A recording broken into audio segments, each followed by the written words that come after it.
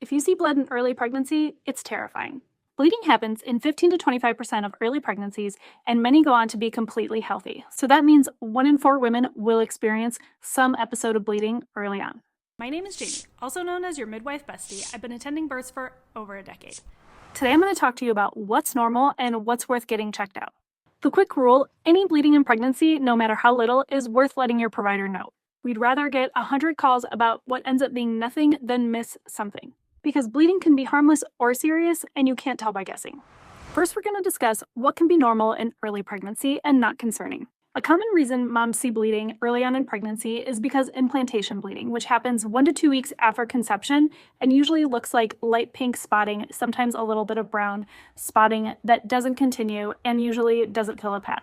Other causes for bleeding early in pregnancy can be a vaginal exam, an internal ultrasound, or sex. The cervix is really friable and it can bleed really easily when touched or irritated in those early weeks of pregnancy.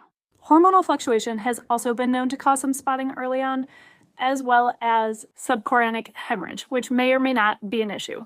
This is slight bleeding coming from the placenta where maybe it's not adhered all the way to the uterus yet. Many women who experience bleeding early on go on to have healthy pregnancies. What not concerning bleeding typically looks like is pinkish to maybe some light red spotty discharge. You might even notice it's brownish colored. That signifies old blood.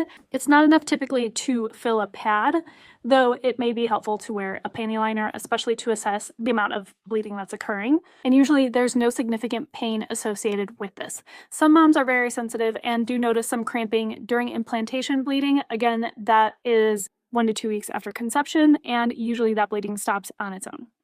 Now we're going to talk about the more serious causes of bleeding in early pregnancy, not to scare you, but to educate you.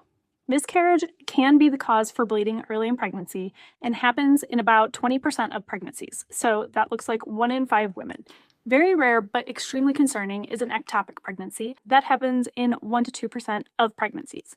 People that are at greater risk for ectopic pregnancies are women who have had an IUD, women with endometriosis, or women who have experienced an ectopic pregnancy in the past. If you notice any of these signs or symptoms, get checked out immediately. If you're filling 2 pads within an hour, these are OB pads, we're not talking about thin panty liners, we're talking about extremely absorbent pads, that is a reason to get in touch with your provider immediately or go to the emergency room. If you're experiencing bleeding and feeling one-sided pelvic pain or feeling shoulder tip pain, which seems like an odd thing to say, but it's a symptom called referred pain where you're feeling pain in a part of your body that is not actually in pain because of something that's going on in another part of your body and is not a symptom to ignore. Other major red flags is feeling dizzy or lightheaded, if you're noticing that you're passing large clots or tissue, or if you notice that your discharge has a foul smell to it. If you're experiencing any of those symptoms, contact your provider immediately or again, go to the emergency room. It's always better to be safe than sorry. So just to recap, if you're experiencing bleeding and not sure what's going on, put on a pad so that you can track the amount. Get in touch with your provider and go to the ER if you're experiencing any of the symptoms discussed earlier. Bleeding can be normal, but it can also be a signal that something is wrong. You deserve to be checked and reassured either way, so don't hesitate to reach out to your provider. Check out my Etsy shop by clicking the link below to find my workbooks and guides for pregnancy, birth, and the postpartum period. If you found this video helpful, hit like and subscribe for more.